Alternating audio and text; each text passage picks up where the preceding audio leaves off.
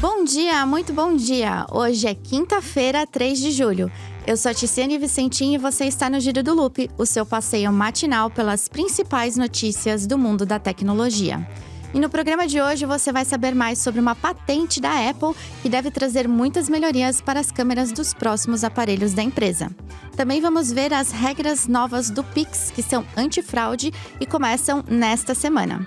E por fim, novos lançamentos de smartphones com o Honor Magic V5 e o Nothing Phone 3. Tudo isso e muito mais no Giro de hoje, então aproveita o tempinho da vinheta, pega o seu cafezinho e bora girar!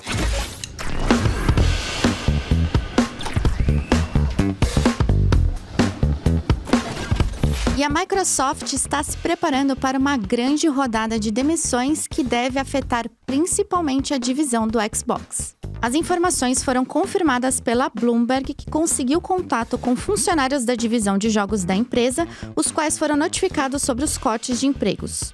Há algum tempo, a Microsoft está trabalhando para reduzir custos e, invariavelmente, isso significa corte de funcionários, visto que a folha de pagamento é, por vezes, os maiores custos das empresas. Ela já havia anunciado que demitiria pelo menos 3% da sua força de trabalho global no início do semestre, o que significa, na prática, cerca de 9 mil cortes de empregos. De acordo com a Bloomberg, a divisão da King, conhecida pelo Candy Crush, está demitindo 10% dos seus funcionários, ou cerca de 200 pessoas.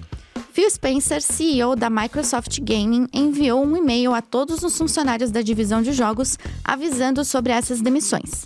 A mensagem foi obtida pelo Windows Central e nela o executivo afirma que reconheço que essas mudanças ocorrem em um momento em que temos mais jogadores, mais jogos e horas de jogos do que nunca. Nossa plataforma, hardware e roteiro de jogos nunca parecerão tão fortes. O sucesso que estamos vendo atualmente se baseia em decisões difíceis que tomamos anteriormente. Precisamos fazer escolhas agora para manter o sucesso nos próximos anos. E uma parte fundamental dessa estratégia é a disciplina para priorizar as oportunidades mais fortes. No ano passado, a Microsoft já havia realizado o corte de 2 mil empregos nas divisões do Xbox e da Activision Blizzard. E no mesmo ano, também fechou 3 equipes de desenvolvimento de jogos da ZeniMax, após ter adquirido a holding de videogames em 2021. Esta será a 4ª rodada de cortes no Xbox nos últimos 18 meses. Em contrapartida, a Microsoft apresentou um lucro líquido de 25 bilhões de dólares no seu último trimestre fiscal. E desde 1º de julho estão valendo novas regras para o Pix, estabelecidas pelo Banco Central. A ideia é que, com um novo conjunto de diretrizes adotadas por todos os bancos participantes, a criação e alteração de chaves Pix seja restrita. Na prática, as instituições participantes agora são obrigadas a verificar se o nome do cliente que solicitou a criação da chave é igual e válido junto ao que consta nos registros de CPF ou CNPJ da Receita Federal. Vale ressaltar que a verificação já era uma regra presente no processo, mas não era obrigatória. Assim, espera-se que pessoas falecidas ou empresas com operações já encerradas sejam impedidas de criar novas diretrizes. O objetivo principal dessas novas regras é evitar fraudes. E vale mencionar, essas medidas também serão aplicadas em solicitações de portabilidade ou reivindicação de posse de chave Pix. E mais uma vez vamos falar dela. Sim, a Apple. A empresa aplicou para uma patente bastante interessante, o desenvolvimento de uma tecnologia de sensores de câmera que se aproximam da faixa dinâmica do olho humano. A patente recém-publicada, nomeada Sensor de Imagem com Pixels Empilhados com Alto Alcance Dinâmico e Baixo Ruído, descoberta pela primeira vez pela revista YM Cinema, mostra planos da Apple para criar um sensor de próxima geração que rivaliza com o alcance dinâmico das câmeras de cinema profissionais. A patente detalha um projeto de sensor que promete até 20 pontos de faixa dinâmica.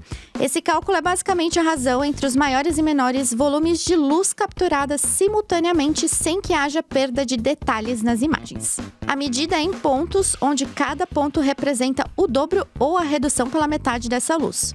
Isso significa que uma faixa dinâmica de 20 pontos essencialmente traz uma taxa de contraste de, atenção, 1.048.576 por 1, sem perda de luz ou sombra nessa mesma imagem. Para efeito de comparação, a maioria das estimativas parece situar a faixa dinâmica instantânea do olho humano numa média em torno de 10 a 14 pontos, que pode atingir de 20 a 30 pontos após os ajustes da pupila e da retina. Há anos, a Apple confia na Sony para o desenvolvimento dos sensores de câmera de aparelhos da empresa, mas essa patente sugere que ela pode estar desenvolvendo algo muito mais ambicioso internamente, criando desde os chips até outros detalhes tecnológicos para os seus aparelhos. De acordo com a patente, a arquitetura da Apple combina duas camadas: um sensor onde a luz é capturada por meio de fotodiodos e circuitos analógicos personalizados. E a segunda é um sensor lógico, onde ocorre o processamento, incluindo a supressão de ruído integrada. E é isso, pode ser que os próximos iPhones venham com uma tecnologia muito melhor nas câmeras, o que vai colocar um marco na empresa, já que, por vezes, os aparelhos, quando comparados com concorrentes de topo de linha, ficam um pouco a desejar. E o que vocês acham dessa novidade? E a Nothing anuncia o novo Fone 3 custando $800. O CEO da empresa, Carl Payne, disse que a companhia investiria tudo no Fone 3 com materiais premium, grandes atualizações de desempenho e software que realmente elevaria o nível do aparelho. O lançamento foi oficializado em um evento realizado em Londres e temos especificações. Diferentemente dos aparelhos anteriores da empresa, o Fone 3 tem uma nova Glyph Matrix, em vez da interface Glyph padrão. A Glyph Matrix substitui os LEDs brilhantes dos antecessores por uma pequena tela microLED que ocupa o canto superior direito do telefone. A Nothing afirma ter projetado o recurso para reduzir o tempo de tela do usuário. Na prática, isso significa que o usuário poderá ver alertas de aplicativos, notificações de contato e indicadores de progresso em tempo real na parte traseira do smartphone sem a necessidade de ativar a tela principal. A Glyph Matrix também vem com um recurso de software que a Nothing está chamando de Glyph Toys. Eles funcionam essencialmente como widgets. Assim, essa tela microLED pode atuar como um relógio digital, um cronômetro ou até mesmo um indicador de bateria. Também é possível jogar jogos simples nessa tela com a ajuda de um botão dedicado na parte traseira do aparelho. A empresa também está lançando um SDK público para permitir que pessoas criem seus próprios widgets e jogos para a Glyph Matrix. Quanto às demais configurações, temos uma tela principal com display AMOLED de 6,67 polegadas e resolução de 1,5K, além de 4.500 nits de brilho máximo.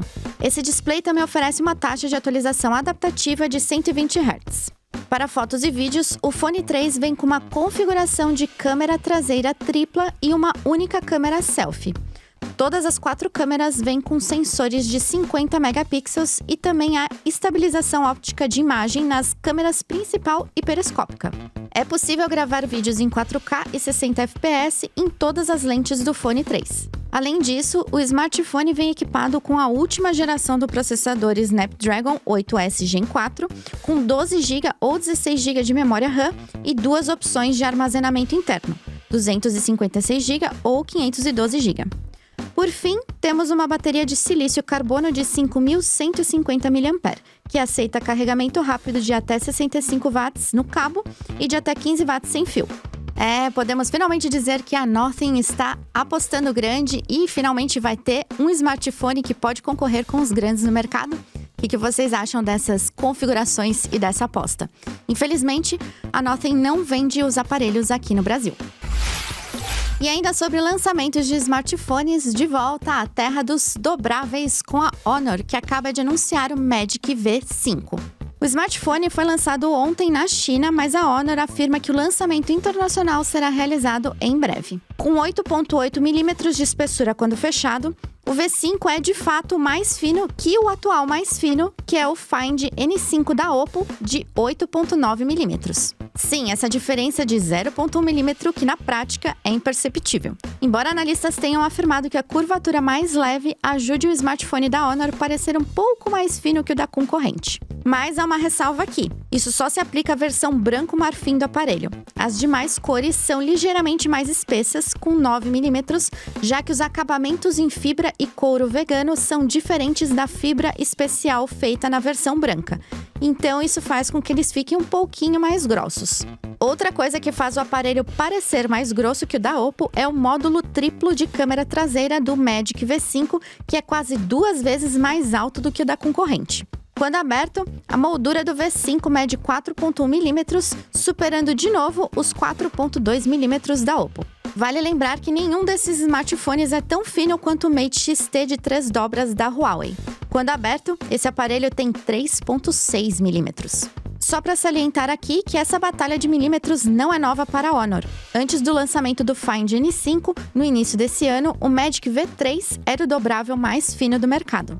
Fora isso, a Honor não está dando muito destaque a esse detalhe, mas o Magic V5 também pode ser o dobrável mais leve do mundo, ou ao menos compartilhar o título com o X Fold 5 da Jove, que foi anunciado na semana passada e ambos pesam 217 gramas.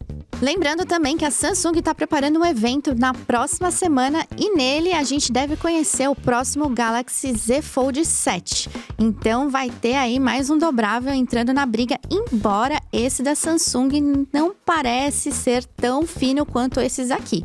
Mas a gente vai ter que esperar para ver. E você já deve ter ouvido aquela expressão: toda empresa é uma empresa de tecnologia. E isso fica cada vez mais evidente quando uma empresa que não é do mercado entra nessa batalha aí, lançando seja um produto novo ou aderindo a alguma coisa tecnológica no meio do processo. E vamos falar agora nesse meio da Hugo Boss, a de vestimentas e calçados, que agora lança um mocassim impresso em 3D. A grande vantagem desse negócio é que é um produto completamente personalizado, visto que ele é feito a partir do escaneamento do pé do comprador para um ajuste único.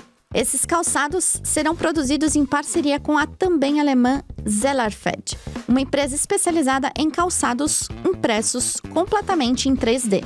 Esse mocassim é uma peça única, ou seja, não há solas para serem costuradas, nem peças separadas para serem coladas, o que, convenhamos, faz todo sentido ela ser sob medida.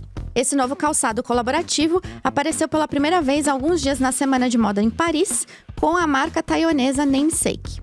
O mocassim Hugo Forward Zeller pode ser comprado exclusivamente pelo site da Zellerfed. Ele está disponível em 5 cores diferentes, incluindo preto, bege, vermelho, azul e laranja. Mas a Hugo também pretende apresentar o calçado em lojas selecionadas em Milão e Amsterdã. Alguém aí com dinheiro para comprar um desse? Eu não tenho, não. É isso aí, pessoal. Essas foram as notícias de hoje. Eu fico por aqui, mas o Giro volta amanhã bem cedinho, sempre às 6 da manhã. Não esqueçam de se inscrever no canal se ainda não for inscrito, deixar o seu like e apertar o sininho para receber as notificações dos próximos vídeos. Valeu, valeu e até!